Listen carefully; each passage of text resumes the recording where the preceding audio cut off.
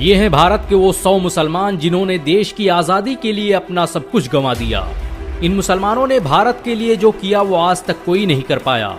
आसान शब्दों में कहा जाए तो अगर ये ना होते तो भारत कभी आज़ाद ना हो पाता। नवाब सिराजुद्दौला, शेर मैसूर टीपू सुल्तान, हज़रत शाह वली उल्लाह मुहद्दिस देहलवी, शाह अब्दुल अजीज़ मुहद्दिस देहलवी, हज़रत सैयद अहमद शहीद, बरकतुल्लाह भोपाली, मौलवी मोहम्मद बाकर शहीद, हज़रत मौलाना रशीद अहमद गंगोही, हाजी इमदादुल्लाह मुहाजिर मक्की, हज़रत मौलाना अताउल्लाह शाह बुखारी, हज़रत मौलाना मुफ्ती किफ़ायतुल्लाह, मौलाना मंजूर एहसान एजाजी, बैरिस्टर आसिफ अली, अरुणा आसिफ अली, मौलाना मोहम्मद अली जौहर, मौलाना शौकत अली,